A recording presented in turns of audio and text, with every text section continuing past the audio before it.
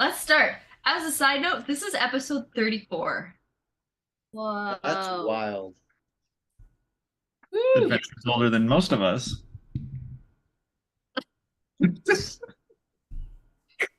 think that's a dig at Eric, as far as I go. Yeah. It's okay. It's okay. You just give like turn off the camera and just like, Yeah. You forgot your age over the weekend. Shush. You can't even say anything. We're starting. All right, who wants to catch us up on what happened last time? for a second I have to do the math too. Like, how old am I? Like, jeez. Want to catch us up? Catch us up. You were so good at this. I have so many notes. So someone else can do it more succinctly. My gosh. Start shouting stuff out. It's fine. We got to the avium, and we got to kind of see the cool architecture, the different like schools of magic. We were given an opportunity to browse the library. Both Mrs. Q and Aurora kind of were looking for kind of some specific books. Mrs. Q specifically for kind of like things that could help fight the Grove. The book that you were looking for had a ripped out page, so we kind of have to figure out that. Aurora was looking for some particular things that were kind of like either like forbidden or Yeah, it was like, totally shut down yeah. very quickly. by the ooh dude. There was a page missing from the book that I was looking at that had been ripped out. Apoc was looking at stuff related to like doors and cracks and dimensions, I think. Can't remember. Like planes intersecting with our world. Yes. Elemental planes. And then there's something about like counteracting things of other things or something like that. Like a water thing, but anyways. Basil tried looking for his sister, didn't find his younger sister, Lemongrass, who like Was a little sass bucket. but it was like perfect. It's like like it really kind of like gets into the character of how he just wants to like redeem himself and like win over his family. It was good. And then like Elle, woo man, what a reveal. Getting to see her grandmother's book. Okay. And then from there kind of just like seeing her research and the notes she left, and that she is potentially one of 4 like Kids with special elemental magic. yes. And it was revealed that so it's Elle is one of them. The Emerus, who we've met already, is one of them. There's one that we haven't met. Arrow. And then Evie Zogma. Woo! Blew my mind. So yeah, that's I think where we ended. Yeah, so as we kind of pick up Elle seeing a note scrawled in the back of her grandmother's essentially thesis dissertation from when she studied here at the Avium, and it continued to add to the thesis itself. Reading the note, slamming the dissertation closed, and running out of the library. Both Basil and Apoc are the ones currently in the upper library, the main library, with Mrs. Q and Aurora currently in the lower library. Elle, where are you headed? Elle is just feeling that kind of overwhelmed feeling she gets when she starts to get very emotional. So her mindset is just, I don't want to destroy this library. I need to get outside of it right now. I wouldn't say she has any place in mind. She just doesn't want to be around a lot of people or a lot of things that could be easily broken. Did we see Elle run out distraught? I'm gonna make that a perception check because this library is big. Basil, you 10. can make one as well since you are there. It's a 10. Let's see. Perception. Oof. All right. That's 8.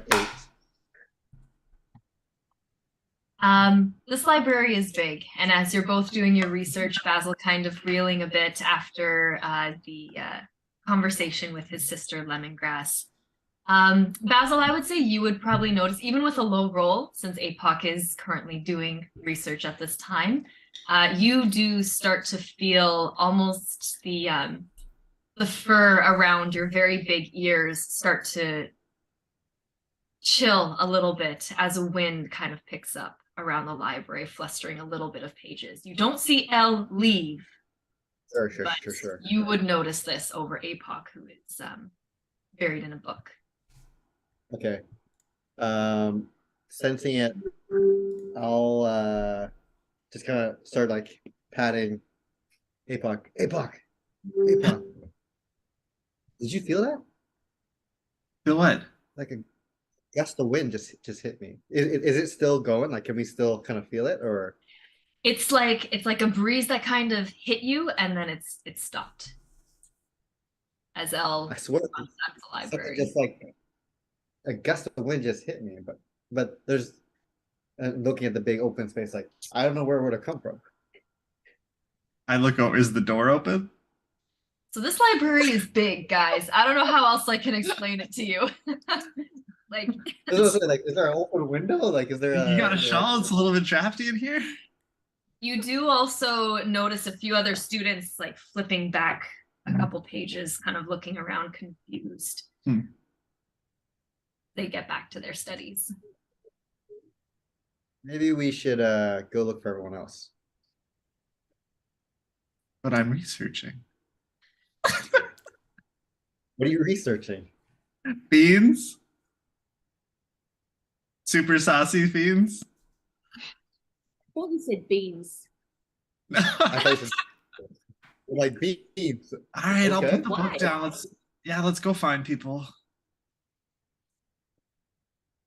Right. I guess we head towards, I don't know, like You're where down, does right? people go? Let's go look for them. Right. So as you are traveling down, Elle is at a bit of a quicker pace. The closest thing that you can find Elle is as a reminder, the avium is built in for all intents and purposes, a petrified old tree, very similar to Alderheart, although looking more like a bone instead of a living tree. You walked in on a suspension bridge, essentially, that connected one of the rotating or orbiting towers to the tree itself momentarily. And as you run for the closest door, you can start to feel, your emotions a little bit high, the wind around you starting to pull at your own cloak, almost trying to hustle you out of the avium a bit faster.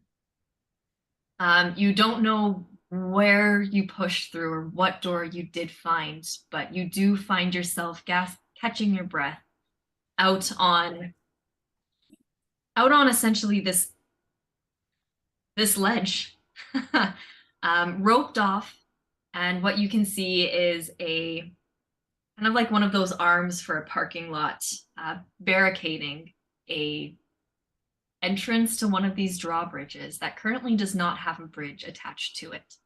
You are on a precipice built into the side of this avium. You can see students behind you walking up and down the staircase that you just came down. It is starting to get a bit darker, and you do actually start to feel some rain very lightly start to hit just on top of your head, on your beak, kind of running down your feathers at this moment in the evening, mid-evening, around 9 o'clock, 8, 9 o'clock. What do you do? You can think on it if you need to. Yeah, I'm gonna think for a little bit. Okay. Taking a deep breath of fresh air. We're going to cut back into the lower library to Aurora and Mrs. Q, who are reading in the lower library. Aurora currently absorbed in fairy tales. Well, I don't know what that look was for, but currently absorbed in fairy tales about crystalline giants. And Mrs. Q a little bit stumped over the missing pages in the books that she's been looking at.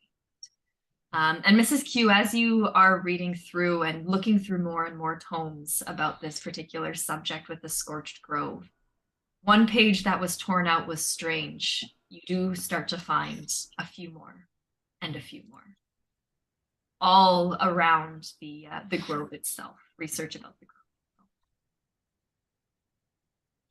Aurora, as you are absorbed in your book, and both of you kind of sitting, the lower library is not as big as the main library. You're almost sitting at adjacent tables, a little ways apart, as you're absorbed in your book. Aurora, you do, in your focus, out of the corner of your eye, see someone slump in the chair next to you. Shh. Hi. Hello? You recognize a younger Corvum, eyes very, very dark, almost as if they have some form of glamour on to line their eyes with black. Ooh. They are dressed in very, very deep green robes. And you recognize the symbol of the School of Necromancy attached to their cloak. I love the drip. It's a nice fit. Thanks. Professor Nightseed, I assume? No, but Professor Nightseed is the professor of my whole degree. Oh. I heard you asking about the undead. Yeah.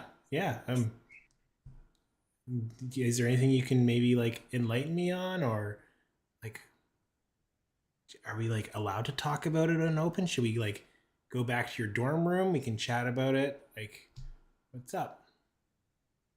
She kind of looks over her shoulder to where Mordain is sort of hustling back and forth, putting some books back on the other side of the library.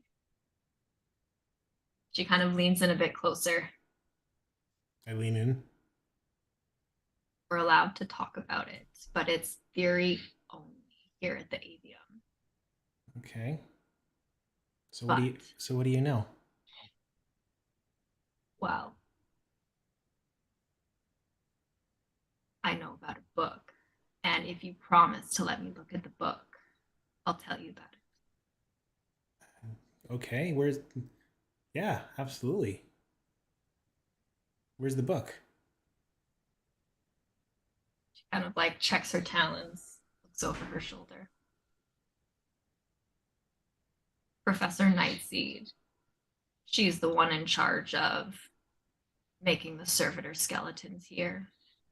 She uses the Necronomicon ex Corpus Ooh. to help her. Would I know anything about this book? Does not ring a bell. It sounds like a book that's got a name. Like, I'm gonna judge it as being like a fantastic book, because like no one talks about the no-name books. I could tell you have good taste. And I can tell you have fantastic taste. Where do you get your glamour? I'd love to know your supplier. I have a friend. She's an illusionist. She helps me make my look permanent. Oh. What's your... Well, sorry if... I'd be remiss if I didn't ask your name. My name's Aurora. My name's Angel. Angel? Ooh. You look like an angel. You were doing so well. I've been practicing in the car. Love it. You're doing fantastic. The best place to practice voices. Okay. I guess you and I are just a couple of A students. Yeah, I guess. Look, me and the other second year necromancy students have a bet as to who can get the Necronomicon first. It's normally just reserved for 4th years. So if you find that book, I'd love to get a peek and win this bet. Yeah, if I can find it, you're at the top of my list, both alphabetically and, well, the only person on my list. Good. So where, if I do get this book, where can I find you? Like back in your dorm room, or are you going to be here at the library? She kind of like looks around a little bit. Sometimes some of the other students and I go out to one of the towers after hours and we see if we can summon any undead spirits. Okay, cool. Good to know. If I can, I'll try and find you there. We're not allowed to do it in the avium, but if you find one of the towers with Professor Nightseed's office, there's a little closet off to the side. There's a lot of secret rooms here, and that's one of them. Okay. So if you can find it, come and get me. Yeah. You wouldn't know any. Okay. Yeah, I'll go. I'll see if I can find it. Checks notes very quickly. If you want, you could just hang out here and chill. We get like coffee. You can tell me all about it. Like that. Is that like a school uniform? Because like I've seen a few with like the same type of like garbs that you wear. You kind of like, yeah. You get them when you come to the avium, but green suits you. I wish it was black. Like my soul. I like you, Angel. I like you too. You like things? I'm not that. If you're looking for any type of undead thing to study. Well, I've got. Sorry, go ahead. Just wait an hour. There's going to be some skeletons walking around. Ooh. They're usually pretty fun to mess with. Yeah. Well, and then like Maitland shows up to float, or you can see stuff floating around, like I don't want to say like ribbon or like leaf. Maitland here, he's always up for being studied. Does she hit anything? No, passes right through. I could leave him here for a bit. Yeah, I'd like that. All right, Maitland, you be good and just kind of walk around, just so Angel here can know where you are, and she can study you for the next hour. You hear a thunk as Angel takes out this just massive notebook. Somehow, like the pages of the notebook are black as well, and as she like puts it down, opens it up, and takes out a little quill and ink bottle, you see the ink itself is this like charcoal gray on black paper. And she just starts looking up and scribbling. All right. Now, no mischief. I'm going to go see if I can find my friends and go find this book of yours.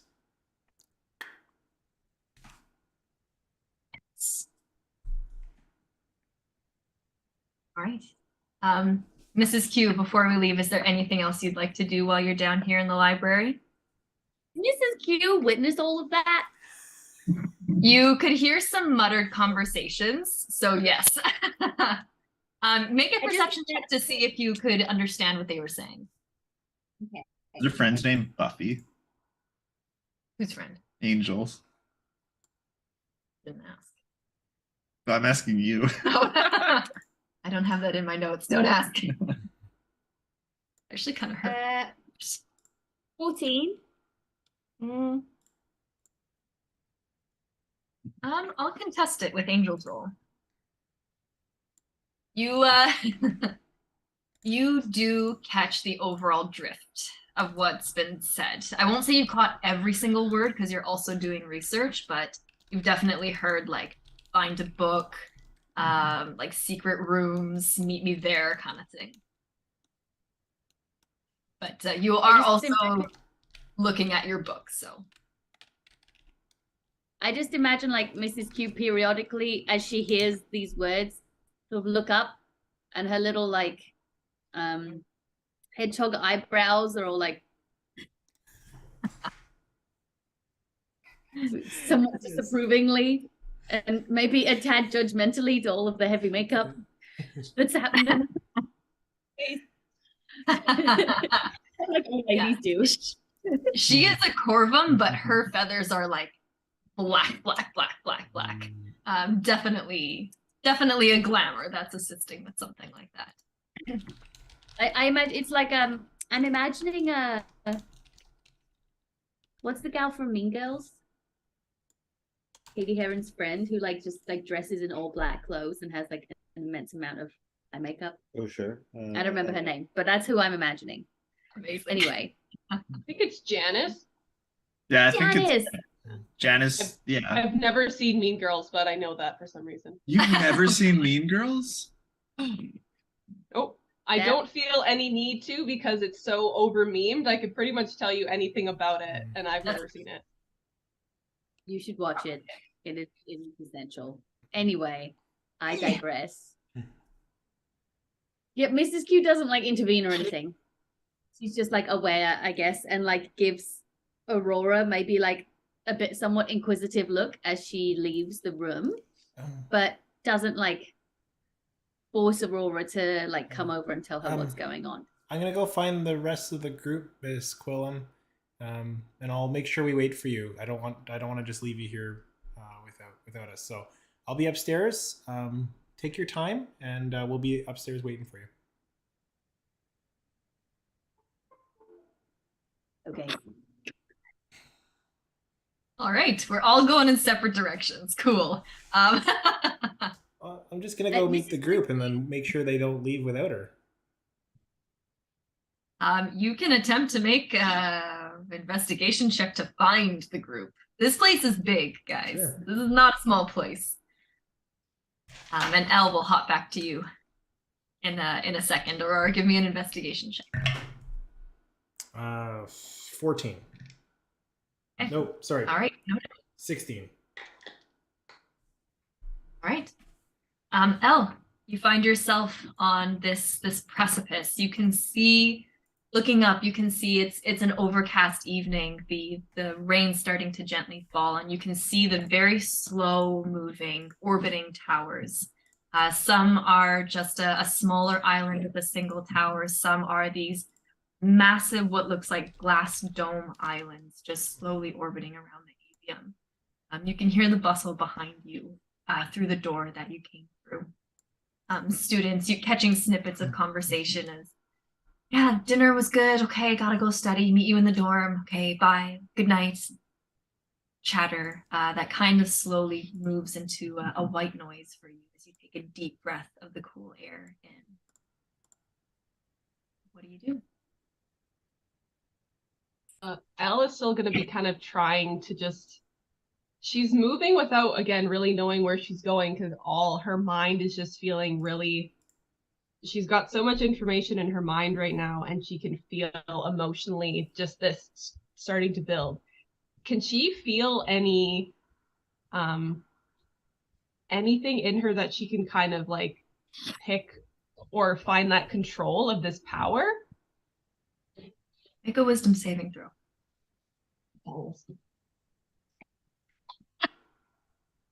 That's just a Wisdom saving throw. Oh, I just got dessert brought to me. Okay, I rolled a 13, but plus 5, so an 18. An 18? Yeah. As you moving, kind of swaying, you feel the wind start to pick up around you, seeming to just swirl as if you're in the center of a tornado. It starts to tug at your clothing. It starts to tug at your feathers. And almost instinctually, you close your eyes. Take one deep breath in, a full breath out, and will yourself to try to calm down. The anchor that you get with that rule, you almost hear it as in a voice inside your head, but you hear your name being called. Elle? The voice sounds very much like Emerson. Can Elle attempt to respond? Okay. She's just gonna say, Emrys, I'm really scared, and I feel really alone.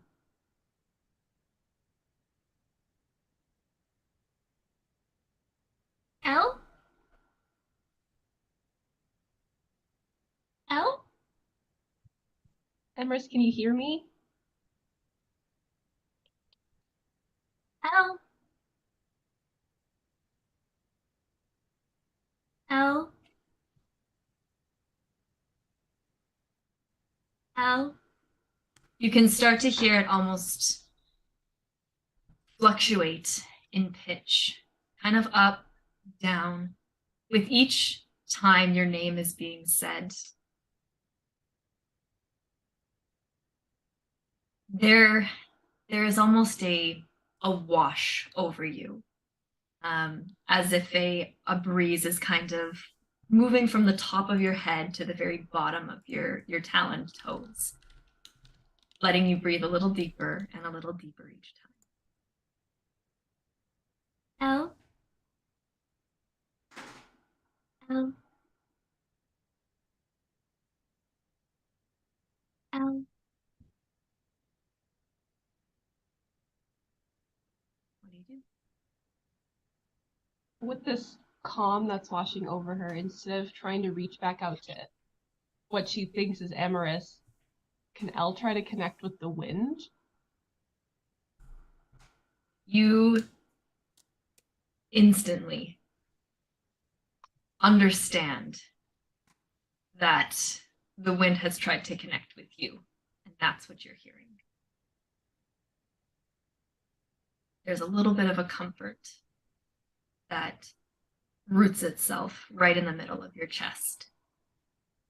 This little bit of crispness, of cool, right underneath the patterned feathers.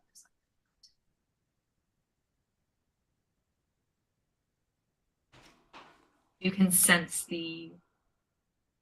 without even opening your eyes, the environment around you is starting to calm as your feathers kind of stay in one position instead of being whipped around. Your cloak stops pulling at your neck. You start to feel the rain once more patting your head. What do you do? Before this feeling kind of completely goes away, I was just gonna whisper, can you give me a sign of where to go next?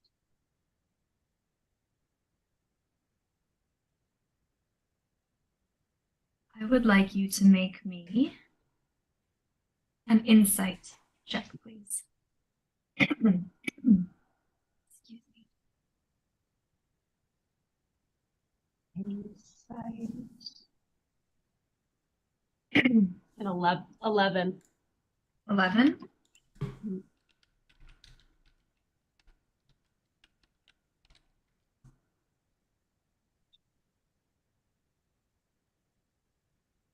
You can feel as you stand there, the wind kind of whooshes up. That feeling under your chest kind of raises all of your feathers around your neck and your head.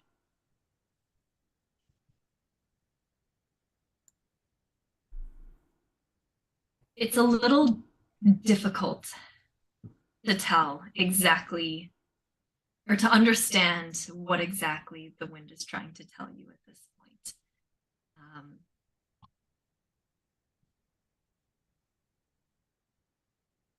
You get the sense that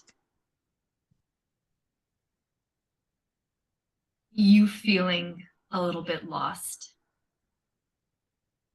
means that the wind is not sure how to guide you in this case.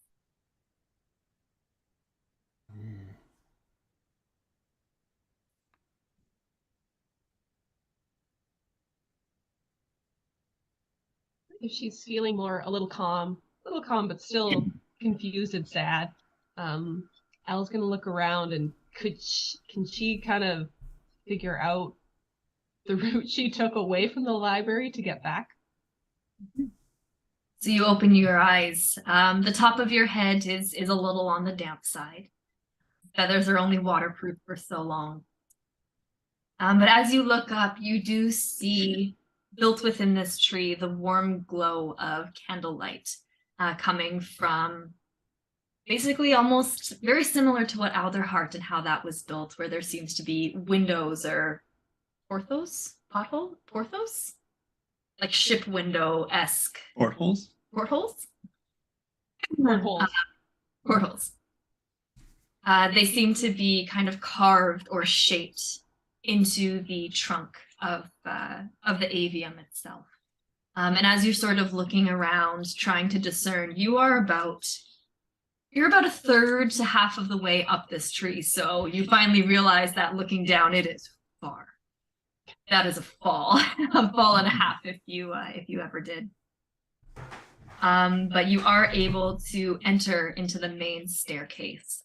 And as you do so, you almost get bowled over by Aurora, who is searching for for friends at this point. As you took the main staircase going back upwards towards the main library. Hey, you okay? Yeah, I just had to leave so I didn't blow up the library. That's Where are you going? well. I was just looking to find everybody. It's like herding cats in here, except cats would be a lot louder because it's a library and everybody should be quiet. But yeah, I'm just wanting to make sure that we're all together because I don't want to get separated. And like if we all leave, Mrs. Q can't catch up to us, so kind of have to just slow the herd down. So. Well, I don't think anyone else has wandered away, but Okay. Well, I'll just wait here by the think front door everyone's to in the make sure if library. you want to go look for them, I can catch them. Like I'll. Are you okay? You look a little off. Look, it's raining outside. Well, I can fix that, and I do I have it? Prestidigitate to dry you off. I just get like really puffy. Like Yeah. when you see a dog. Here. Well, I don't want you to catch a cold.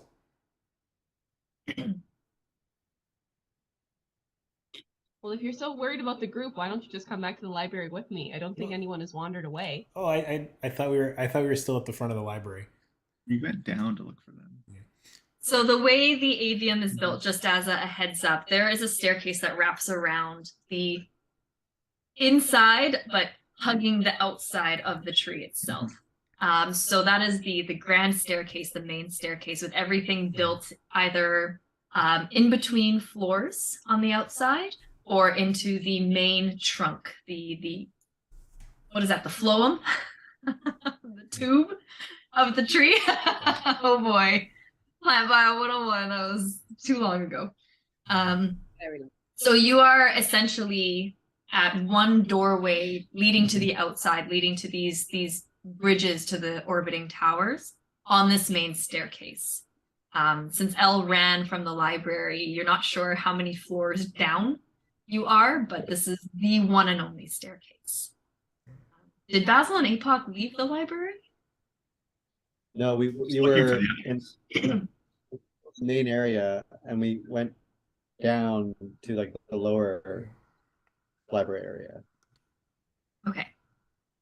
So you would also be going down the staircase if you had left the main library. Mhm. Just trying to figure out where you guys are. Oh, okay. So in that case, as this conversation was going on the main stairs, you do hear some, I guess, chatter between Apoc and Basil as they are slowly making their way down. One of the Simpos was going to do it. Down the main staircase, kind of coming around that curve. The way the staircase is built, you can see them up the way, starting to walk down towards you. As the two of you turn the corner and at that instant see Elle just get nice and poofy as Aurora prestidigitates the water off of her head. You guys, just as like Apoc and Basil are coming down the stairs, you just see Apoc patting him on the back. And that's why I'll forgive you, man. We're good, right? We're good. Thank you, thank you. And then it's just like, whoa, as we see like Elle just poof.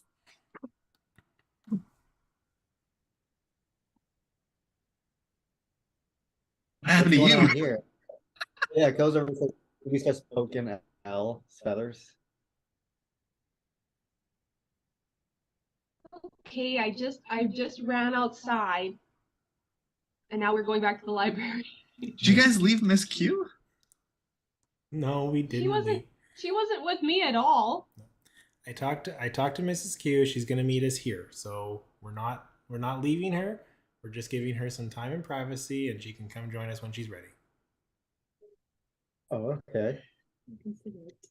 Did everyone find what they were looking for? Well, based on Elle checking outside and it's raining, I think I want to. Is there like a gift shop in this library, or like? I mean, you got a sense of the grandeur of this library as you were walking down the main staircase and passed by, like, through the dome of it. I'm gonna go look You for. did not. I'm gonna go look but for you an did look umbrella, like a We place. got to be able to find like sweatpants that say the avium down his leg. Oh my god. The swag. Okay. That's not my notes. Okay, I gotta step away for 1 second. Yeah, no Okay, problem. Gosh. yeah. All right, so you are all heading back to the library. Ooh, sorry, I needed this one. All right, as you are all kind of making your way back up to the library, one step at a time, Elle, you had actually run down quite a few floors in this avium. And you are passing by some students who they look a little tired, a little worn. Most of them are talking about heading back to the dorm. One of the interesting things that you do pass as you go, and it kind of catches you off guard. You turn a corner on the staircase and you come face to face with a skeleton. A bird folk skeleton. The bone, very, very white, nice and clean. You can hear just like as it moves. And you see this skeleton sweeping with a little broom back and forth. You see it complete one stair, take one step down, start sweeping the next. Take one step down and start sweeping the next. As it moves, it comes to the step right above you, and as it goes to take its final step down towards you, you can hear as it stops before moving over to avoid your group, stepping down and continuing the sweep. As you look around, you can see another birdfolk skeleton just up on the staircase behind the first one that you saw, with a little cloth starting to wash down what looks like an ink splash on the wall of the avium itself. Its bones clacking and creaking as it goes. They don't seem to pay any mind to you, with the exception of trying to stay out of your way as much as possible as you walk up the staircase. Sorry, little bird. We will. Oh, hello. Things are kind of creepy. Oh, they're cute. Would Here, you say Ellen. that if it was one of your skeletons? As the only bird. Yeah, I think That is very true. I think so. Yeah. If anything, when we pass away, we not only go to wherever we go, our bodies also have a chance to have a second life. So we multiply in death and not life. But are these bodies resting? I don't know. Yeah. I'd be curious to find out. Also, wouldn't there be a severe lack of calcium in the earth? No. No, it's one of those things where there's so much calcium in the earth that like the effects of skeleton remains is negligible at best. That's fair. You turn from this conversation and you see two younger students who are on a couple steps above you, just paused, wide-eyed looking at you before burying their heads and just kind of side-eyeing you and walking past. We just blocked the stairwell, like 4 kids standing in a row. To block the kid or the skeleton? No, I'm just being a dick. You can do whatever you want. Did you hate those people that do that in schools? Yeah. So- I remember that very specifically. Did it look like? Sorry, so just to go back what you said, like they were like weird, like staring at us, like or it was like were they kind of like purposely trying to like watch us, or was it just They're like just weirded out by your conversation. yeah, I don't know, like You what get the was it? sense that the talk of a lack of calcium in the earth because there are skeletons here was a strange thing to hear. I don't teach about calcium in this school. What's wrong? So How many skeletons do we see like in the immediate kind of area around us? So you do see the one sweeping. You do see the one trying to take care of an ink blot, an ink spill on the wall. You do see another one coming down with a mop to mop each stair, taking a little bit of care along the corners. If you continue walking up, you do see one with a long stick that looks like they're trying to bat down some spider webs that had grown around one of the lanterns. They seem to just be out and about, doing their thing. You in the immediate area, you'd see 4 to 5, but more as you continue walking. They're all kind of making their way down the stairs. cleaning skeleton crew. That's good. Yeah. All right. But- Go ahead. Have we seen this in the main? Oh boy, Alderheart. Yeah, it's avian specific. This is a new occurrence for everybody. None of you have been to the avian before, so yeah, for everyone. I met someone earlier that said Professor Nightseed is in charge of the skeletons that are wandering about. I don't want to like speak for the group, but if we have a second, I might want to go try and find out and talk to her. Just ask a couple questions. How much time do we have left? I'm looking. When do we have to be back? I'm looking to Elle and the rest of the group. We only had like less than a day, right? I think we're just here for the day. mhm. I think as soon as Can you- Mrs. Q is, we should head back. When you say this professor takes care of the skeletons, do you mean that they control them, or that they know all their names and Well, take care of them? I definitely asked to find out that information, but from like my limited experience, it's like giving them new life. So like giving them a second chance, giving them an opportunity to, while limited, obviously, they can at least try and find a repurpose for the parts that may not be tied to our like our soul or our spirit. I don't know if I agree with that. That's not what I've been taught about what happens to people after they die. What have you been taught? Well, Druids have really specific burial rites, or at least we do it in my family. I remember when we set my great grandfather on fire after he died.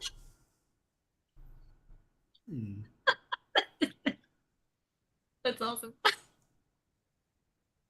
And she'll go on and keep telling you about all the different family members that she knows that have died as we proceed to the library. Perfect. All right. So yeah, definitely as you're having this conversation, it's easy enough to make it back to the library. It is much emptier now in this main library. A lot of the students have put their books back. You do see a few books that are floating just up to their shelves as they, well, as the magic of the library that has been here for as long as anybody can remember, takes care of the books and makes sure they're all put back. Very different from the lower library where you can see Mrs. Q that Mordain is bustling around and trying to put things back in order before the end of the night. And we will hop back to you, Mrs. Q, as you seem to be the only one here. I want you to make an insight check for me.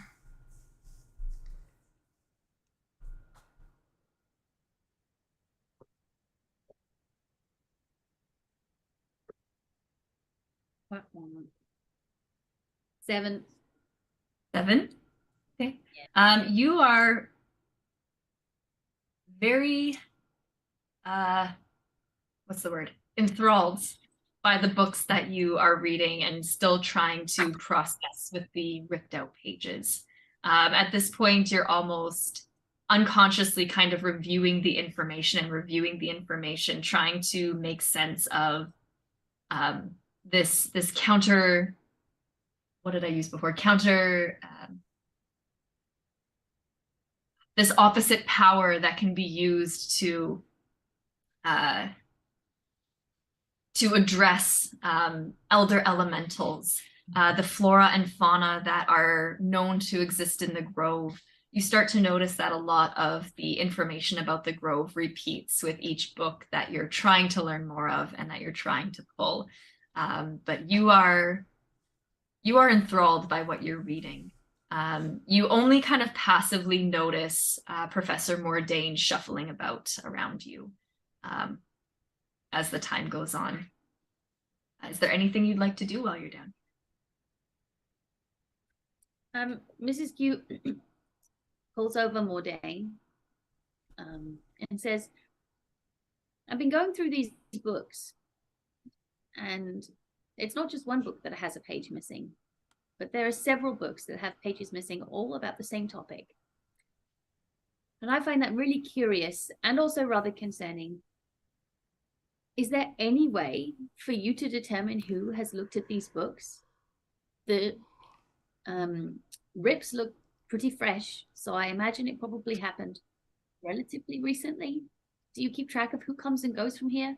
Or do you have some kind of magical way of tracking down property that's taken from the library?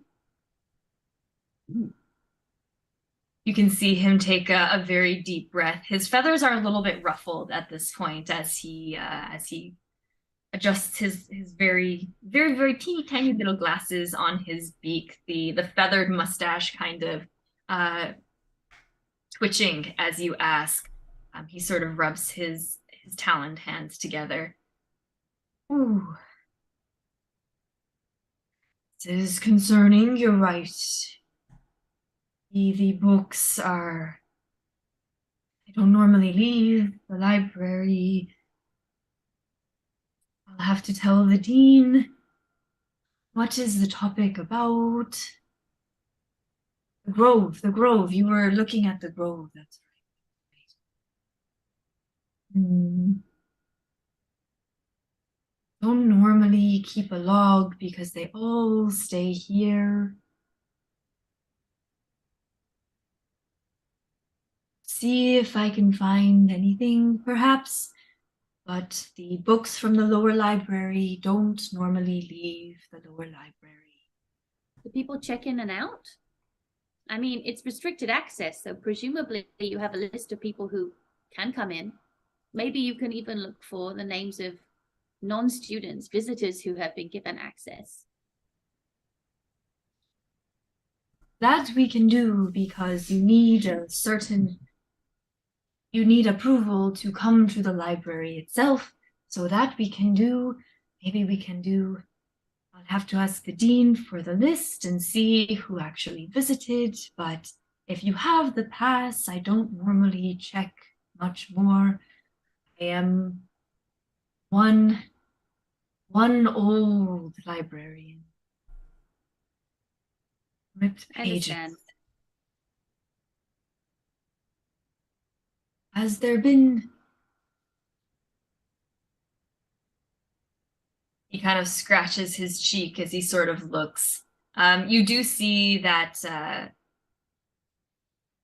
at this point, you do see Angel after about an hour has passed since Aurora has left and you've been studying your books. It's around 10 p.m. now. As Angel has lost interest once Maitland has disappeared. So you hear a slam at this point, Mrs. Q, as Angel stands up, kind of looks over, and just starts to slowly walk away from you both. There has been a book missing too. I don't know if they're related. Kind of looks over. Missing book. One of the necromantic ones. I thought your friend might know something when she asked, but I haven't seen her before. But why would they be related? Because you're not looking at necromancy. And he just starts to kind of bumble off to himself as he's just starting to take a couple breaths in and out, rubbing his hands together. When did the book go missing? Ooh. He thinks to himself. 2 days ago, I think. I know this library very well, but I haven't seen it.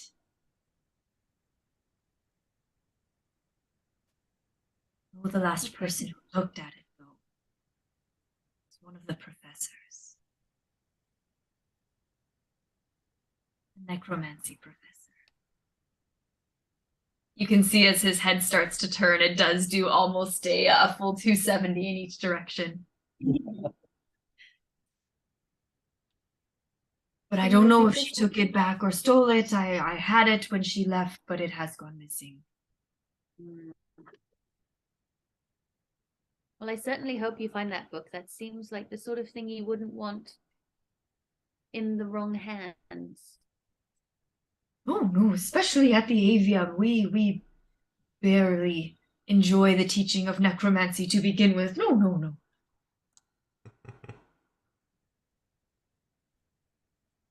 Mrs. Q stands up and like adjusts her glasses, which had kind of slipped down her tiny nose during the course of her reading, and says, "I thank you so much for the opportunity to read through these books. Would you like me to help you put them away?" No, I think it's high time that you left to join your friends. They are still here. I couldn't agree more. And as she sort of like closes the book that was in front of her and like puts a backpack on, I guess she would have had a bag with her. She reaches into her apron and pulls out a cookie and offers it to Mordain and says, "Would you like a cookie? I made them fresh this morning." He kind of like rubs his hand. I'm okay, thank you. It's a speed cookie. Oh my God. Perhaps if you leave it on the table, I will eat it later. The old hands are putting away books, and I don't want to get them dirty. Wise. You are a wise owl, my friend. And she just takes Thank a you. little disposable napkin from also in her, because she doesn't want to ruin the lacquer on the wood of the desk, and puts the cookie on a little napkin. Perfect. And Mordain is a step behind you as he's ushering you out. And as soon as kind As soon as you walk out of the library itself, you hear the grate of essentially like one of those mall grates kind of close and lock behind you as he turns and bustles back in. And you can hear him just muttering to himself under his breath as he goes. As you start to make your way back up the staircase, Mrs. Q, slowly kind of trotting along as it's getting into the evening, passing by, you do notice at this point that the doorways out into those precipices, where the towers, the orbiting towers and the orbiting greenhouses usually connect with for 10 minutes every so often. The alcoves themselves stay open, and it has started to, not a downpour, but it has started to rain heavily outside. One of the things you do notice as you're walking back up to the library, Mrs. Q, is that the water that is starting to gather on the precipice doesn't seem to be flowing into the staircase or into the avium themselves. There's almost a barrier preventing anything inside the school from getting wet from the weather outside. You also do see the skeletons as they start sweeping, cleaning the walls, mopping up any water from students' robes as they've walked up to their dormitories. And as you start to get a little closer to the library, so a little closer to the middle of the trunk, passing by one of the doorways leading to the outside, you hear a sound over the rain itself of a high-pitched, blood-curdling scream from outside the avium. And we're going to take a quick 5-minute break there. Oh! Be back in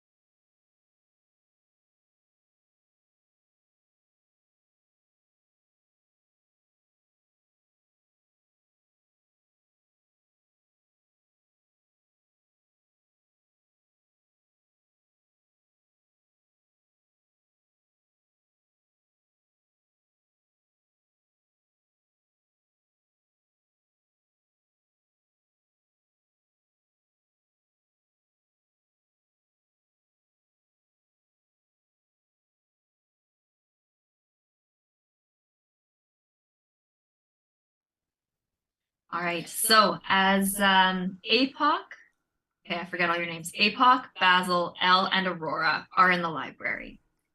Mrs. Q walking up the stairs. I'll give you four the chance. Was there anything you wanted to do while you were waiting for Mrs. Q in this time? Like, 20 minutes worth of waiting? You said you're missing a book? Somebody's missing a book? I don't know if you know that yet. No, I thought we were with them talking. So Mrs. Okay. Q has not made it to you yet. Gotcha. Sorry.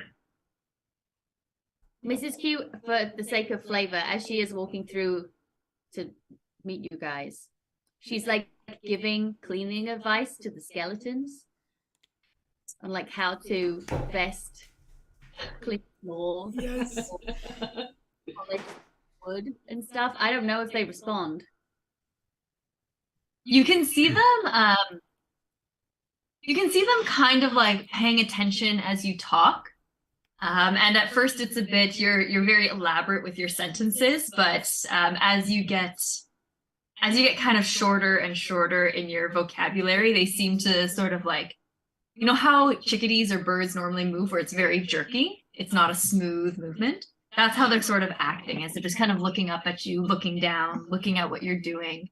It's a skull, so hollow eyes, the long, like bone beak, the little short wings that are kind of tucked up as you're talking to them, sort of paying attention. And it does seem like you're able to give them some command as you sort of figure it out by the third skeleton you talk to, the one who's just starting to finish up cleaning the ink spill. But their bones clack every time you say something as they're paying attention to you before going back to what they're doing. I like that though. Very sound advice. And yes, as you take that one of the final corners up towards the library and hear that blood-curdling scream from outside the avium. From outside the avium, passing by one of the doorways to a precipice, I need a better name for this thing.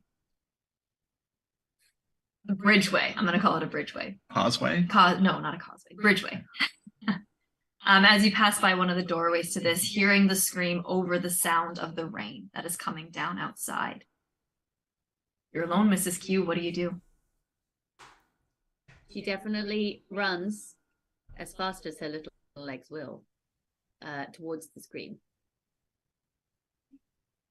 So you run. You can pinpoint that the scream came from outside. So you run out into the bridgeway, this open area. Immediately you are hit with the rain coming down, and you start to look around and look around. The scream has ended by the time you get outside, but as you're starting to look, you can see other bridgeways, other precipices that have been grown out of the tree itself. And you see, not on the nearest one to you, but one a little bit farther up, what you can make out. Roll a perception check for me. So are we all together now?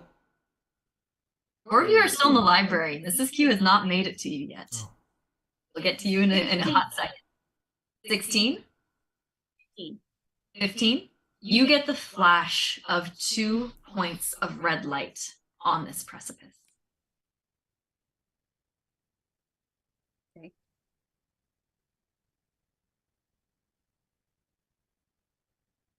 The four of you. It's been an hour at this point, an hour and change. Aurora, you do know that Maitland has dissipated at this point, and Mrs. Q is not back with you yet. What do you guys want to do? Would Elle be able to see if someone has already put away her grandmother's dissertation? In this hour that you've been waiting, or like the 30 minutes you've been here in the Aurora left. So yeah, about an hour since you've come back into the library. You do see that all the tables are pretty much clear with the exception of a few students who are left. You don't see the dissertation still there. But you know what shelf it was pulled from. Elle is gonna grab Apoc and Basil and just gonna say, I think there's something in here that you guys should probably see. And she's gonna try to find the last bit of the dissertation and show them. The note that she found, she's just kept it with her and she hasn't shown that to anybody else. Okay. Yeah, so within this hour, we'll pause on your story for a second, Mrs. Q, but within this hour, probably closer to like, 15 minutes before we're backtracking just a bit. You're able to find your dissertation, no problem. You know the shelf the dean pulled it from, and by holding up your hand and willing the book to come down, you're able to grab it once more. And sure enough, as well, Apoc and Basil for sure. As Elle opens the book and shows the timeline stretching out from many, like hundreds of years ago up until now, 4 names, a date, and a location with an occurrence. You can follow it all the way down until you see Elle's name, Emrys's name, Evie's name, and Ero's name. The name Zogma burns itself into your, burns from the page at you, Basil, as you read the name for the first time in 20 years.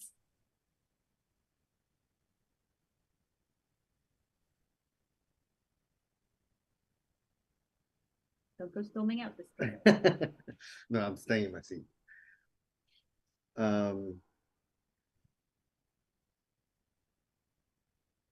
Basil's just shook. Like you'll make, like, from a physical point of view, maybe you just see like his ears are like straight up. He's not moving. Maybe he's even like slowly like clenching like his fists. And he's just staring at the page. This wasn't necessarily written in my backstory, but would I know Evie? Like I assume like technically the name Evie would... does not ring a bell. Zogma, yes. Okay. Evie, no. Yeah. Hey, Elle, that's your name, and that's Emrys. Do you know these other two? Are they your friends too? No, I don't know any other kids really. I mean, we just met Emrys by chance. Yeah. So now I don't really know what to do with all of this. I just wish Master Rayra would have said something before running off, because none of this makes a lot of sense to me. Did you, like, you and Emrys got close in that short time? Is this why? I don't know if pigeons can blush, but you see a little blush on Elle's cheeks. And she says, like, I don't know. You and Petra got just got really defensive all of a sudden. You and Petra got really close. I don't know. She's just a friend, and just keeps kind of like rambling. All right. Sorry, I didn't mean to hit a soft spot. Well, do you think we should try and find this Evie and this Zogma? Well, it's Maybe. Zogma. It's Evie from the house of Zogma. Oh, sorry. What was the fourth name? Ero. Ero. Evie and Ero? They all start with E's. Can we find them? Are you connected somehow? I don't know what any of this. I'm starting to get a little like, I don't know what this means. I don't know what any of this means, but I think it might mean something. So we'll tell Mrs. Q about this too, and maybe I can keep trying to talk to Master Wayra or find out where she is, because maybe she knows even more about this.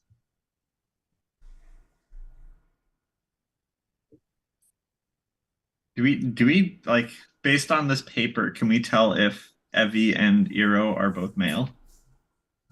Is it 2 guys, 2 girls type situation? Yeah. You can't tell. It's just a name from the house of name, the date. They're not like squares versus circles? No. Okay. Do you think the library has some kind of like family trees that we could look at? Are these family trees? I don't know. Apoc, I don't know what this is. You're showing it to me. I have to ask you questions. I don't know. Your mom wrote this? Your grandma wrote this? I think they both did research on this. I don't know if my mom went to the avium. I don't remember.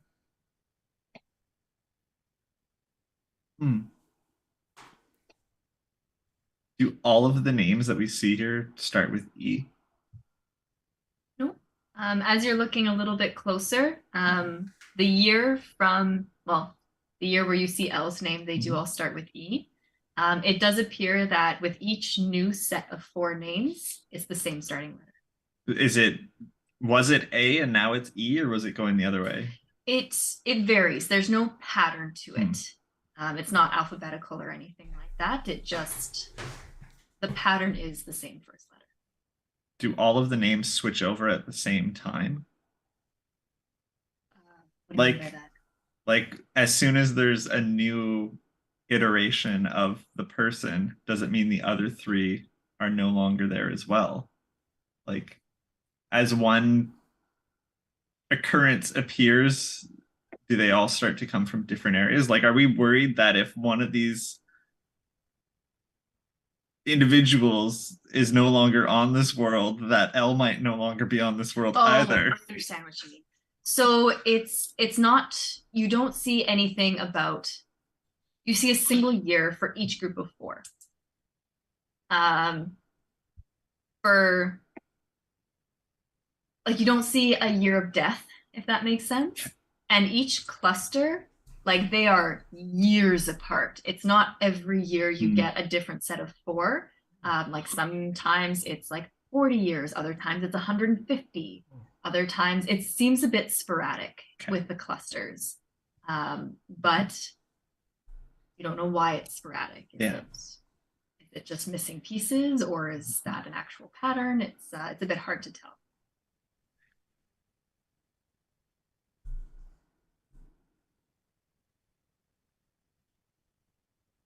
These occurrences, they're all seemingly instances of elemental disruptions. They're from what you see, although there does appear to be some question marks beside certain events, it does appear to be 4 names a year and some form of elemental planar crossover, some form of event. Some of these events have specific locations. Others are a bit vague, like north of the avium. And others, for some of them, they're missing with blank question marks, just trying to fill the void. It is, well, for all intents and purposes, it's incomplete. The older that the timeline goes, it seems like a few more details are missing. What were you going to say? Do you think this could be why we got hit by a tidal wave on our way into the mountains where Emrys was? Yeah, that's what I think. I think that, along with the wind in the village. Should we add these? Do we contribute to? I don't know if we should write in this book. I mean, maybe should I leave a note in here for Master Wayra? Maybe. Or if anybody else looking into this book. Can we I don't know if can we anyone tell else has taken it out. Can we tell when the last entry was made? You can't tell when the last entry was made, like there's no like journal entry date, but the last set, like that last page, the last set of names is Elle, Emrys, Iro, and Evie. That's the last entry that's made to this book. You don't know when. That's just when it was, or what it was, sorry. When I asked the dean, he told me that he hadn't seen my grandmother for a little bit, but he does remember her coming in and taking this out. I was gonna look around to find like either a bit of paper or something to Yeah, I have write some. and leave a note. Okay. I usually use this for my blog, but you can take some. It says Apoc's blog at the top. Oh, okay. You She's can gonna rip that like off. Oh, yeah, it draw. is. No, Oh, yeah, she's you gonna got- just draw some little pictures around the top. I don't know, some leaves and things just to like blend it all together. Is there anything we want to ask or say?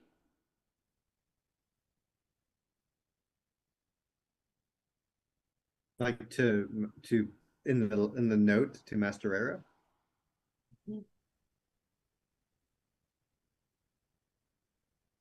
Do you want to let them know how to find you? Maybe. But I don't even know where we're going. I can write going to Elderheart, going to the Scorched Grove? Question mark. Yeah. Going to Elderheart, going to meet the Tenders. I'm mad at both of you. Love Elle.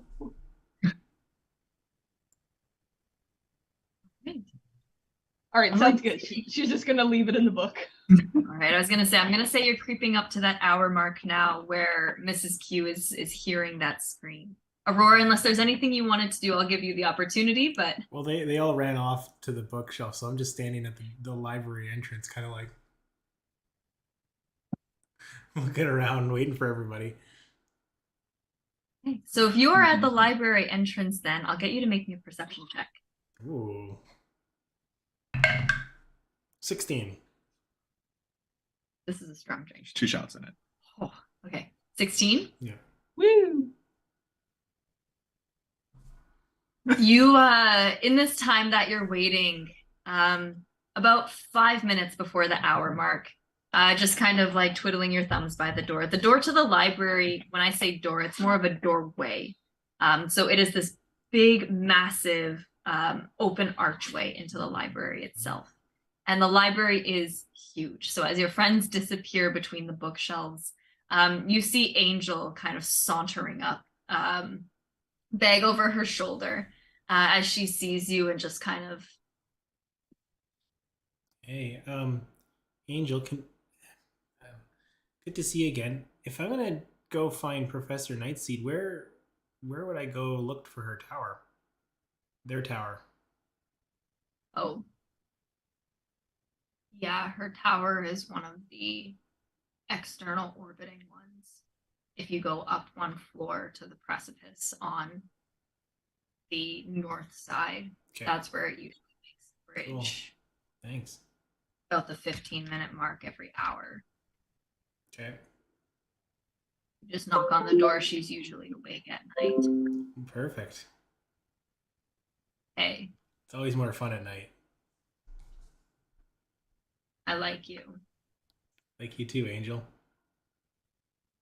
Hey. And just walks away. With a 16,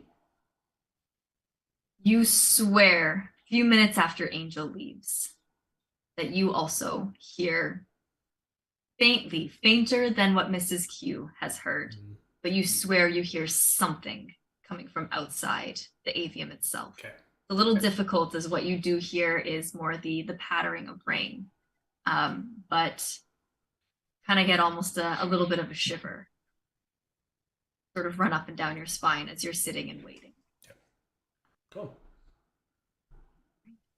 We will jump back to Mrs. Q, who did hear the scream, being the closest one to the outside to actually hear it clearly. Ah! Mrs. Q, I feel like more time has passed than she expected trying to get out of the library to get to the screen. But she's very slow, but she's trying her best. So she's still trying to get to the door. Okay. Sorry, we did hop back in time just a little bit, Mrs. Q, as a heads up. So we kind of hopped back and now we're with you. You just saw the 2 beads of red. Sorry, go ahead. Just to clarify, this is not because Mrs. Q is exceptionally slow. It is because of how things happened with our jumping arounds tonight. But really, she can move perfectly fast like any other hedge. Yeah. I don't know So- where Georgina ends with this character. Neither do I. With the red dots, am I Mhm. seeing it like distance, or am I like seeing it on? Like, could I get to it? You're seeing it overlooking the precipice, so it almost. You rolled a pretty high perception check. It almost looks like something has looked at you over the edge of the precipice, Ooh. where you heard the scream coming from. Now you do know the way the avium is built, with the fact that the staircase is on the inside and these bridgeways are built into the outside. You're maybe like a floor or two below where you could get to this precipice, to this particular bridgeway. And the way it's sort of built is like the target is up here and you're kind of wrapped around the curve down to here, if that makes sense. With Yeah. a Okay. curved wall to it. Okay. So You I can could see it, make but I it. can't. Say that again? I can see it, but I can't easily get to it because I'm on the wrong floor. Correct. Unless you can fly.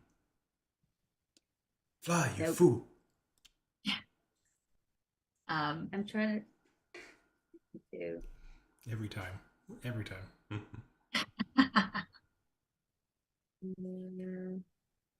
I don't think I can do anything. You know you're fairly close to the main library as well. You're just not sure the exact number of floors because you had to go all the way from the bottom all the way to the middle of the trunk, essentially. You think you're close. Hard to know. Are you comparing? Oh no, you just. No, it's closer. I can. What do you do, Mrs. Q? You heard this scream. You see these two dots. What are you doing? I'm calling for my friends. Because I don't think I can do anything. All I have is a frying pan and a crochet hook, and I can't fly. Okay. All right. So you're just Friends. friends. Okay. So, like, through magic contact us or something? Oh, or- actually, yes.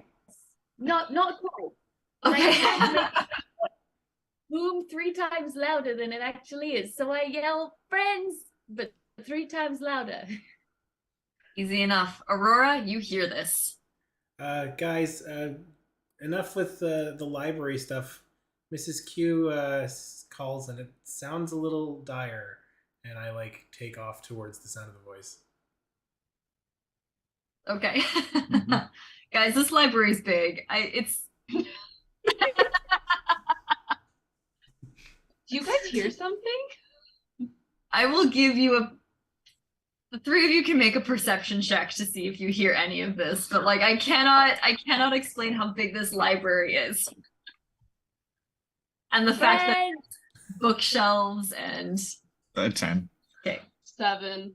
A 10. All you hear is just some booming. Thunder. I don't know.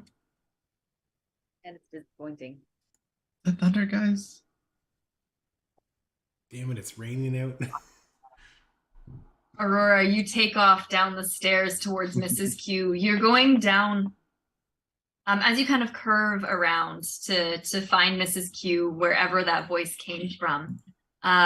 You as you take one curve, you can see her a couple floors down with the slow curving of the staircase as she's kind of waving to you madly. And you are passing open bridgeway doors. I'm going to say on your left as you're running down the stairwell towards Mrs. Q. Just running straight to her. Okay. Without abandon. Without a what? Without abandon. Without a Wouldn't it be I with just a all caution to the wind, and I'm just going straight. Oh, okay, got it. But yes. With abandon. Okay. I think it's with abandon. All right. Anyway. Good. It sounded Mrs. cool. Q- Mrs. Q sort of like jogs over to try and meet you part way and says, I just heard a horrendous scream coming from, and she points to the precipice. She heard the scream coming from the precipice. Is As that the best as direction you of the can scream? make out, yes. And it didn't sound like a scream. It's like as if it was going. No, it didn't sound like someone was falling. That's a good question, though. She points to Wilhelm! I heard someone scream from there, and then I saw what looked like two red eyes, like over the side of the precipice, and then presumably go into the main part of the. Is this is on the tree, right? This isn't one of the other. This is in the core of the tree. You are not on a tower or a terrarium, the big glass domes. Yeah. And whatever it is, it looks pretty evil. And I'm really concerned that someone's hurt, but I don't know how to get myself up there. I don't know either, unless we can just run up. Can we do that? I You can can't. certainly give it a try and find the right precipice with all the open doors on the side. Is that what you're doing? Well, if there's something evil, like, should we be scared? Mrs. Q brandies her crochet hook and says, "I am not afraid of anything." All right, I'm with you. Lead on. Off she goes. All right, The speed running of up. light. This is Q from the outside. You're able to kind of, you were able to see that it was your precipice, one in between, and a third one up a little higher. As you're running, you do pass the opening to the library once more, trying to kind of count between the windows and what you believe to be the bridgeways that you saw. Shuffling as fast as you can, counting by one, and you hit the second one. Higher up from the entrance to the library than, just higher up from the entrance to the library. You're able to kind of poke your head out very cautiously into, again, leading right out to the outside, that barrier between where it's raining and where it's not. You can almost kind of feel the mist hitting your skin as you poke around the corner. And what you see is a bundle of robes lying on the precipice itself. What color are the robes? From this point, it is getting darker. It's kind of a darker black on black almost. Shit. Can't quite tell the color. Are there lights on this outside precipice, like torches? There are not torches outside the precipice. No, it's very much inside the tree itself.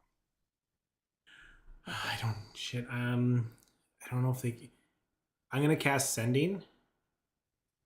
I don't know if you guys followed me. I moved really quickly and I'm pretty stealthily. So if you weren't able to tell me, guys, we're up the main tree, higher up. There's a robed figure that's down. Hurry. Who is that too? And I feel like you got cut off halfway through. Basil. He's This looking around. message of Aurora's voice pierces into your head, Basil. Looking around. Aurora? And he's gonna look to Apoc and out. Where did Aurora go? I swear she was just here. I heard her speak to me. She's upstairs. She's calling for us to go to her.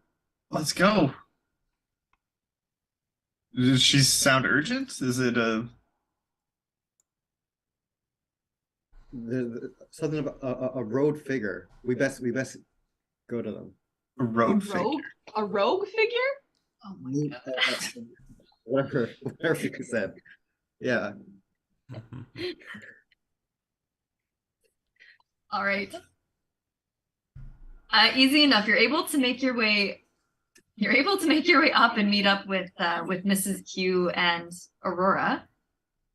The only thing I would like to do before we get there, I assume that did we put the book back, or is the book just still there? I'm gonna say that the book is probably still open, as this is now starting to happen, and it happens within like a couple minutes as you're writing that note. So I'm gonna say the book is still open. I think As we- I think Elle would have closed it at least just to make sure the note stayed in there, but she probably wouldn't have put it back. Okay. Can like Sir Basil like linger back just for a split second, go back to the book, and he rips out the page with Evie's name on it. And he Certainly just like can. Public discussion. tucks it. I'm gonna say like, after telling us we need to go find this rogue figure, Apoc would question why you were hanging back. Well, This is okay. true. You're literally like, let's go, everyone. Okay. What Well, do you- fine. So let's play into it. Okay, so maybe you see me hang back, and maybe you see me or whatever. Quickly rip the book, slam it shut, tuck it in my cloak, and I start running after you guys. Yeah, I mean, it's not Yeah. a secret. You Yeah. see this. As you turn back. Absolutely. And technically, Why was that necessary? you all should know the significance of Zogma to Basil. Yeah, but why do you need the page? It's just I'm playing into this Mrs. build. Q isn't there. Yeah. Regina's Yeah, thinking. so I book it. Yeah. You guys. We're already dead. You two can hear the footsteps that you hope are your friends coming up the stairs as you just keep an eye on this figure not moving. Flying Okay, on. one more thing though. Would Elle have seen Basil do this? Because Yes. she would be fucking outraged. You did see Basil do this. Play it as you will. We're running and she's like, Basil! Just like, but running still the whole time. Because I don't think she knows. I don't think Elle knows about that. Would I not have told it to you? She came in quite a bit later. Yeah. Okay. All right. All right. Regardless, yeah. She's just yelling. I'll explain later. Let's just go. That note better still be in that book. Yeah. He didn't rip the Okay. note. Rip the page of Eddie's name. All right. So yeah, you do hear your friends coming up the stair and this shouting. You know it's exactly your friends. You hear Basil, what the hell? Echoing through the stairwell. Keeping an eye on this figure, it just does not move. Can I go? You have like 6 seconds before your friends show up. I want Go to check ahead. to see if it's alive. Yep. Mrs. Q also approaches. You go up to it. The rain actually hitting you now. As you go and shake the figure, you kind of roll the figure over Aurora and Mrs. Q, and you see the face of a young Gerbine. Eyes closed. You can see that they're still breathing. Everybody looks terrified.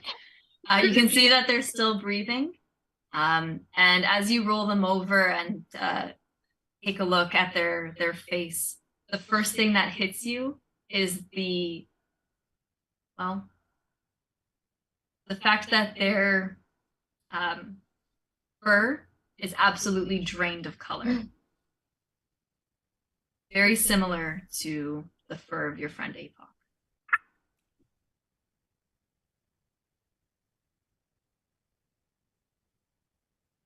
Oh snap! As the rest of you climb up the stairs, just catching a glimpse of Mrs. Q's petticoat as she turns the corner out onto the precipice. The four of you kind of look out to where Aurora and Mrs. Q are bent over this figure.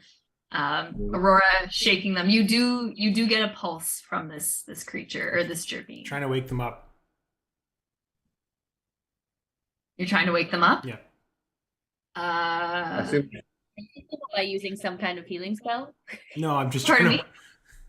to just trying to shake them awake. Just trying to shake them. You shake them and they are limp. They're they're a Gerbine. They're very, very light. As they get shaken around. They're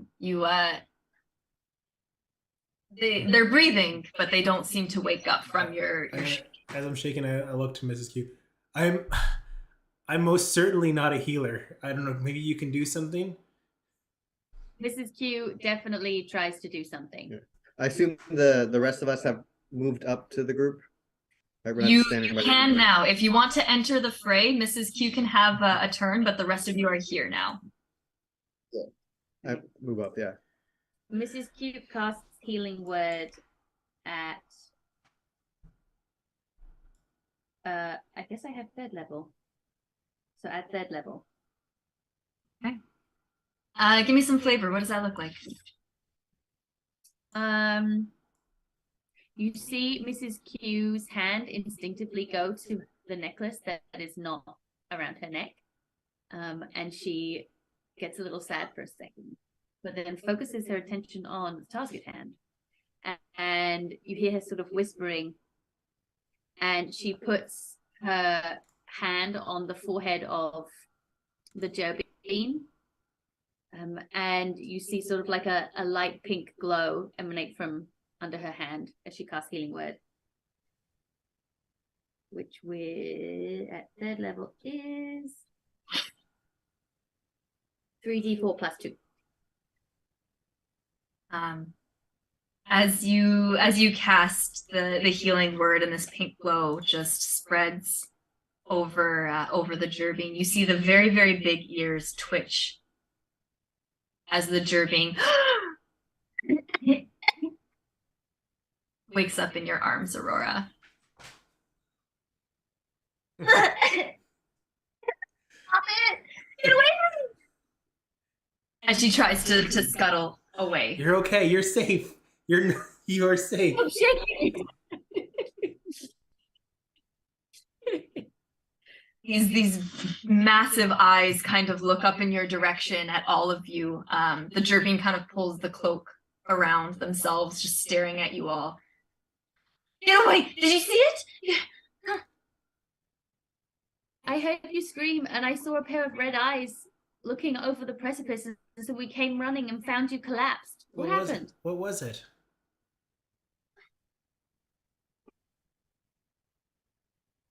Basil, is that you? Oh shit.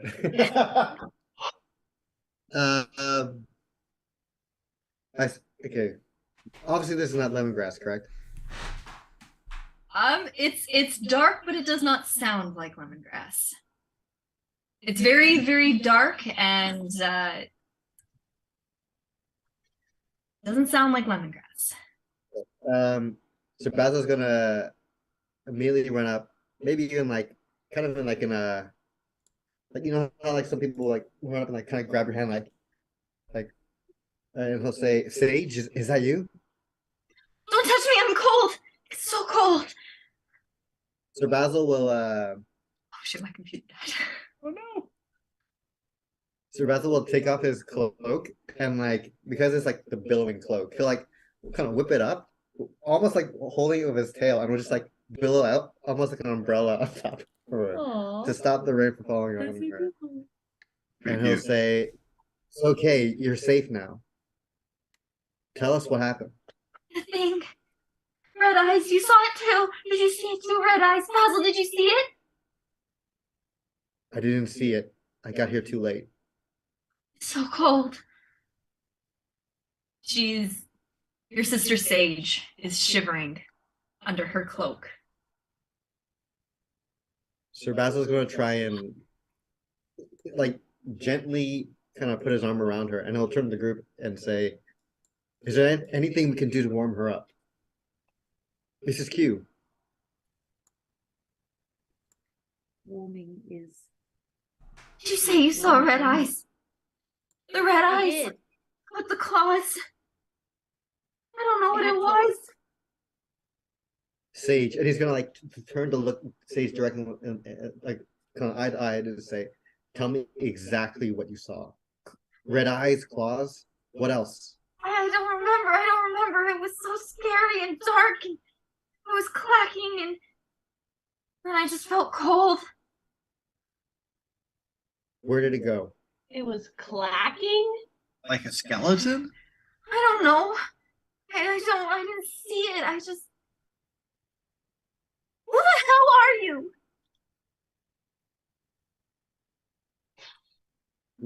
Sage, these are my friends.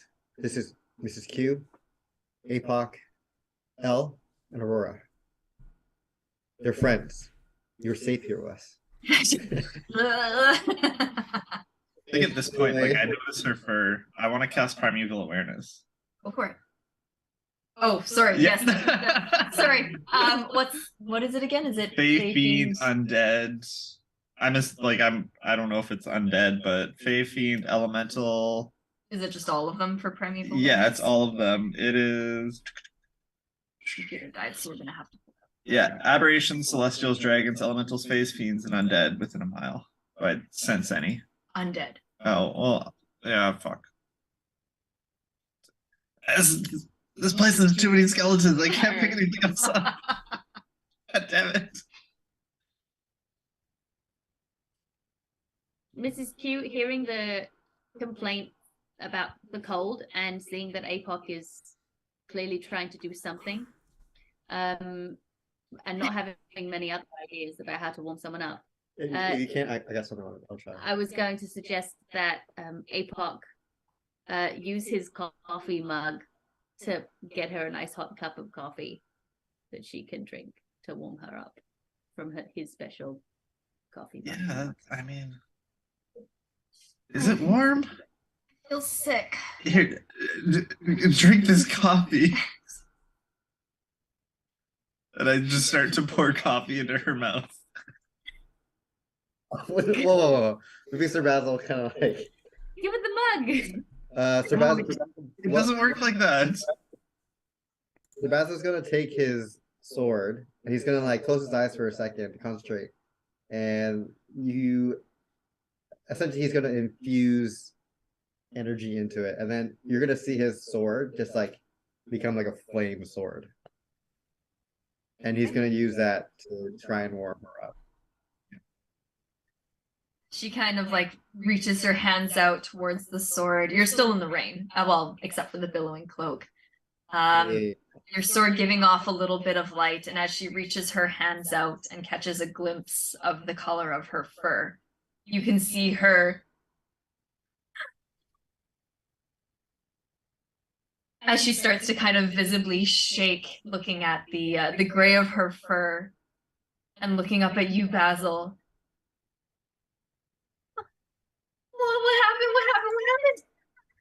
So Basil's gonna like take her hand, like holding it, and just say, "Everything is okay. You're okay. We're gonna find out what happened." And he's gonna maybe turn to the group and say, "Let's get her inside." Can we like if we look around, do we still see like red eyes or anything else other than I don't know.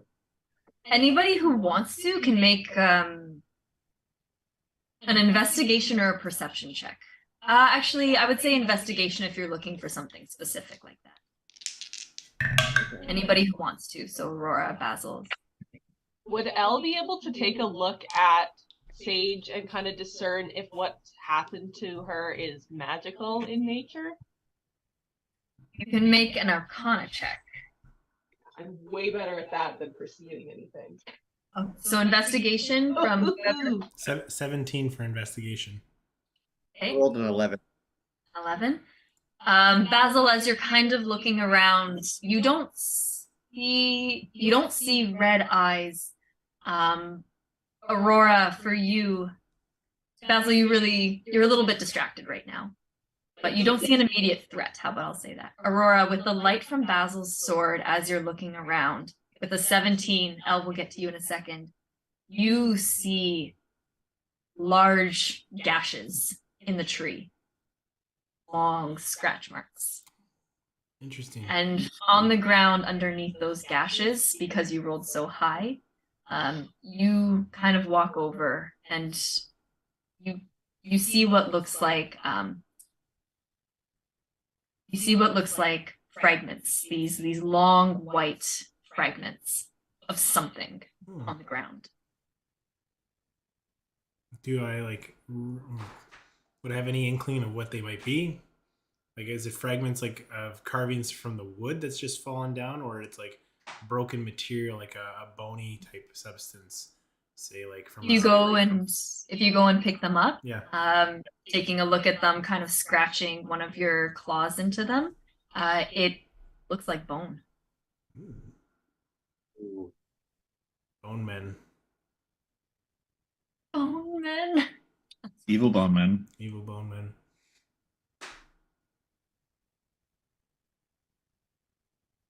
Bonemen in the Didn't guess. Canopies. Oh man, in the canopies. There's your episode title.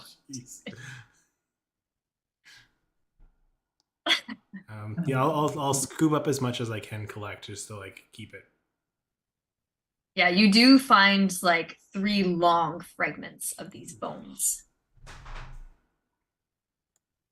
On the way into, like, as we were At sort least of, just the doorway, right? Like getting out of the rain is what I was saying.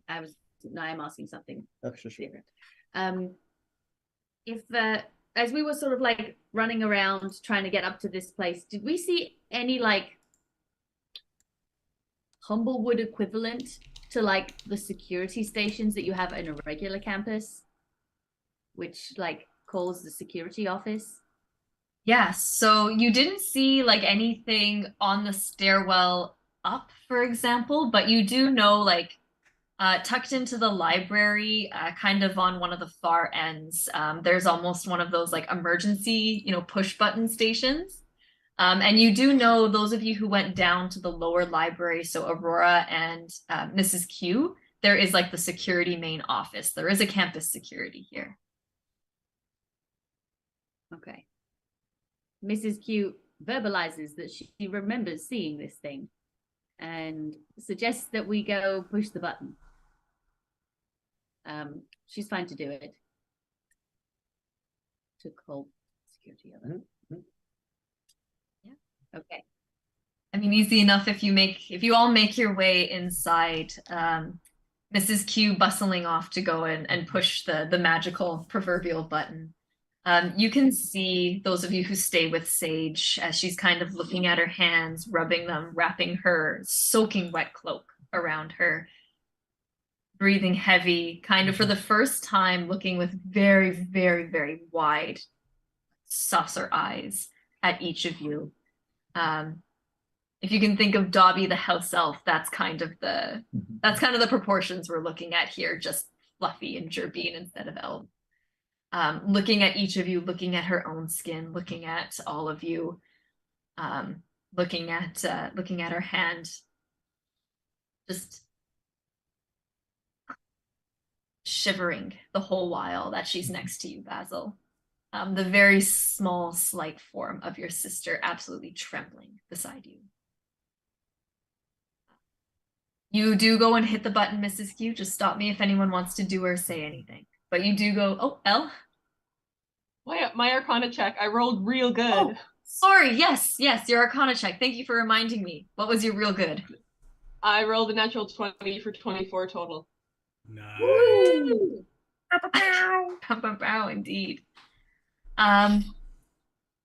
So the best, you draw on whatever knowledge Apoc has told you before. I'm not sure if you were there for the initial story that Apoc told of how he lost his color.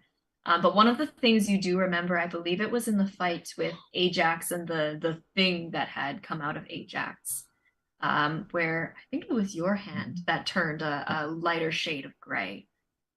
In that moment, in that fight with Ajax, that comes to memory, seeing Apoc's hand turn that lighter shade of gray. That was very much a magical effect. And from what you can gather from that from that fight, from that memory, at least from what you can tell from Sage's reaction, the fact that she is now, well, gray, shades of gray, is not normal and probably pretty magical.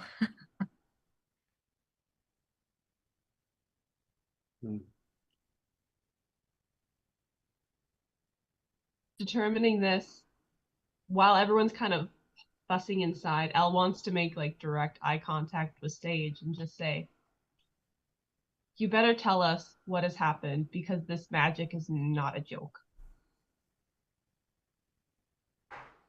You can make a persuasion or an intimidation check. As you say not a joke, Ooh. Apoc just looks over and says, we can call you Coconut now. Basil's gonna immediately say her name is Sage. I don't get it. Can I kind of do like a help action? They're all Maybe I'm spices. saying The white maybe I'm spice. saying like please trust us. Tell her exactly what happened. And that's to cast help to give Elle advantage. Oh, okay, so do I get to roll again if I have advantage? Yes, you do get to roll again with advantage. Because I rolled a 3. And now I rolled a 4. Oh!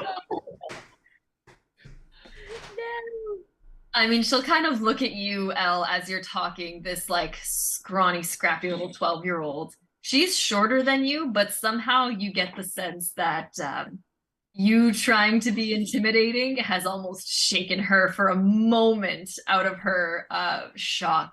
She just kind of looks you up and down. And then with Basil kind of stepping in for a please trust us. No, it's just coming back from the greenhouse terrarium where I spent some nights trying to do stuff for school. And then there was this thing and it had red eyes and there was claws. And then I don't remember. I'm so cold.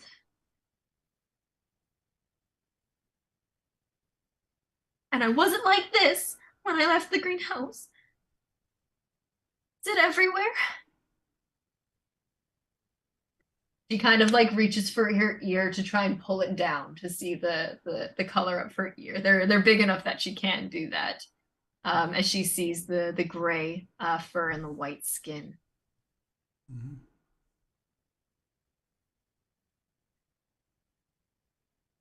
What are you doing here? We came looking for some information, and to be honest, I came looking for you and lemongrass. I tried looking for you earlier, but I couldn't find you.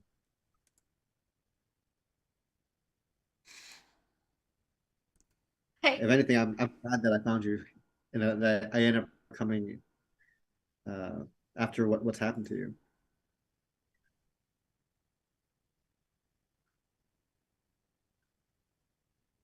yeah, I guess. Just want to go back to my dorm room. Perhaps we should wait for the guards or whatever. Perhaps we should wait for others to come to look over you. I've never seen, or anytime I've seen magic like this, it's usually had something bad attached to it. As you're saying this, Mrs. Q, you have rejoined the group at this point, and you do start to hear some footsteps running up the stairs. As Sage kind of looks around, pulling her cloak even tighter around her, and finally looks at you for the very first time.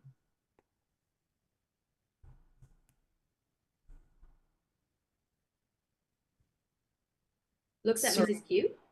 Looks at Apoc, sorry.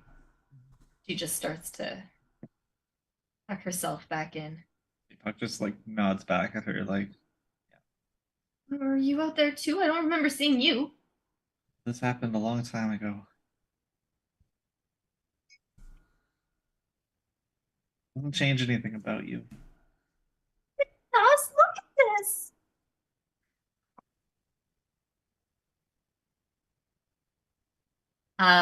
As you hear the footsteps coming up of the campus security in their very light green uniforms with this like dark green threading kind of keeping it together.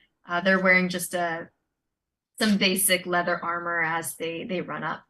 You see two raptors, one very hawk-like with a very hooked beak. Please tell the me other they've got the reflective vests over them. Yeah. Yes, you see the little Bald reflective eagles with strips. sunglasses. Yeah. You actually do see the other one is a bald eagle coming forward, Yeah. hobbling their way up the stairs, getting a little bit of lift so that they can flap a little faster to address the emergency and see all of you gathered around. These strange faces, not in school robes, gathered around a student as they just kind of come up and. What is going on here? Well, there was an. Who are you? Mrs. Q steps forward and says, "We were here on the invitation of the dean. Is she retired for the night?" We didn't know that anyone was here visiting. The bald eagle looks to his companion. Get the dean. As the companion kind of nods and skirts into the library and just kind of out of view, tucked around the corner. I'm gonna have to ask you all to step away from our student, please. And who are you? Are you guard? Say that again. Who are you? Are you captain of the guard? I'm part of our campus security. We were called here. Well, for campus security, you just let an innocent student be attacked. Kind of regards all of you. If that's the case, I'm gonna have to ask you to step away from our innocent student. Can we got off on the wrong foot. Can we just like chill out a bit? Like we all have the same interest in heart. We want to make sure the student's safe. I'm gonna cast Charm Person on them. Oh boy. Okay. This is his sister, her brother. This is family. There's two of them, right? One of them has quickly skirted away, just out of sight on the inside of the library. The bald eagle is currently standing there. Okay. Wisdom save. Okay. Oh, my stat block. Just chill out. Just chill, dude. Oh boy, I think that's a fail. What's your DC? 13. 13, yeah. As the spell lands.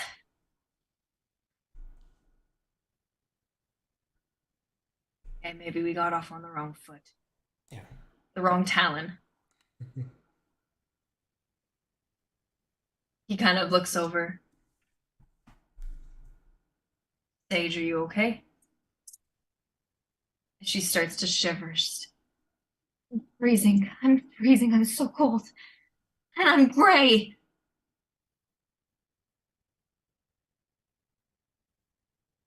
Hey, what happened? As he looks up to address the rest of you. She was attacked by a clawed figure. You have any security cameras? What are cameras? Oh, not cameras, but like, you have anything that watches the area? There's lots of security built into the avium itself. Magical enchantments to keep things out that don't belong. There's nothing really monitoring except for relying on the way the enchantments work, and Dean is the one who knows that best. Has something like this happened before?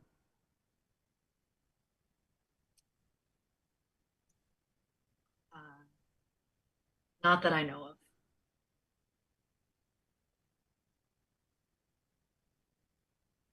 Kind of scratches in his feathers. Looks away, looks back at Sage. At this point, oh my gosh, what did I say he was? The raptor, Raptors? the hawk-looking raptor with the speckled feathers, the speckled chest feathers leading into their armor, comes running back from the library with Dean Winsworth in tow. The Luma looking a little bit disheveled, the curls of his feathers kind of dampened as he hops along, looking at the situation. What is going on here? happened, my dear? Looking at Sage. What, you're soaking wet. Are you okay? You... Oh.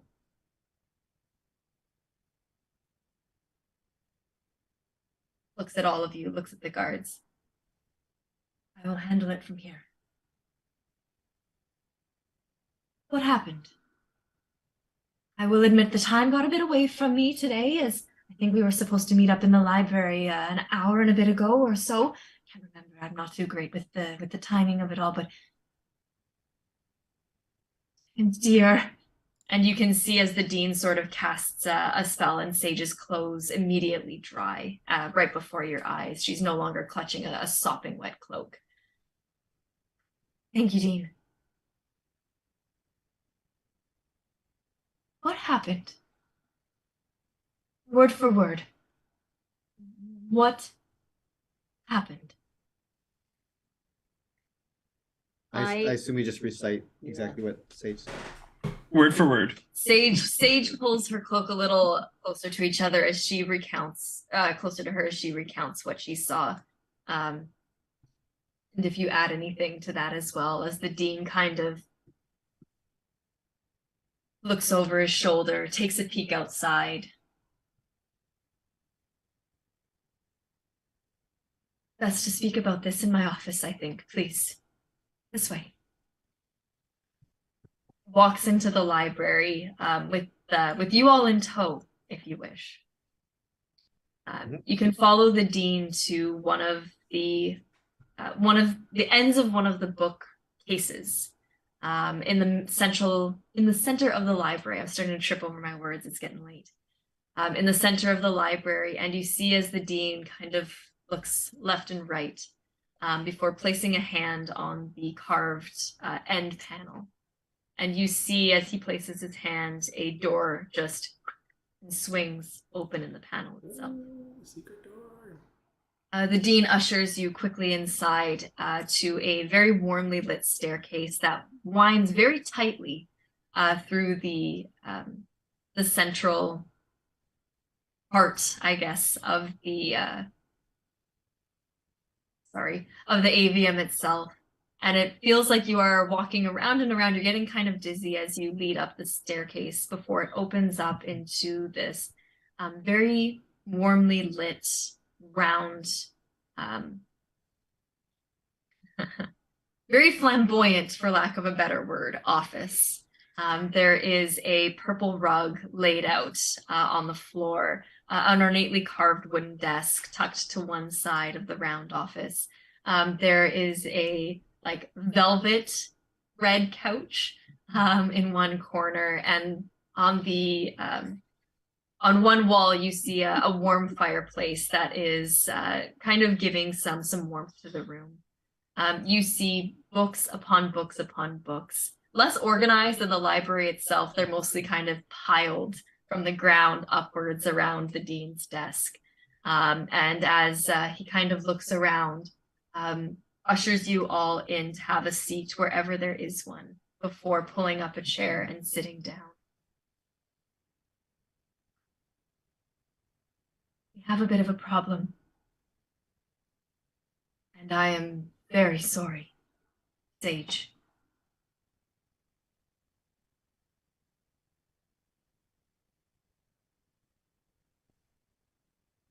This may have happened before. But maybe you can help us fix it. Maybe it can be fixed. Before?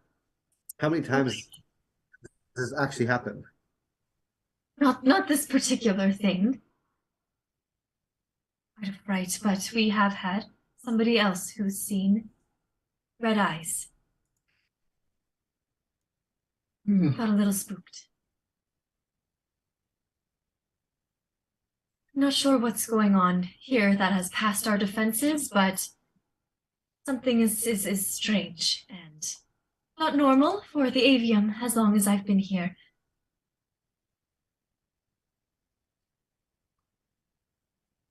If you can stay the night, maybe we can solve it. Or at least get a little bit better, but Sage, dear, as the dean kind of goes over, grabs a blanket and throws it around Sage's shoulders, who is still shivering in her cloak.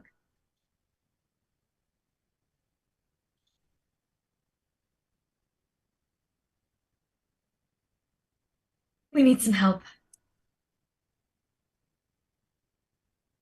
And if we're lucky, maybe you can help us. He seems to be wringing his hands. And just being aware of time here, it is after 10. So I think we'll probably end there until next week. 2 weeks from now. Okay. All right. Whoa. Ooh, killing more of these things.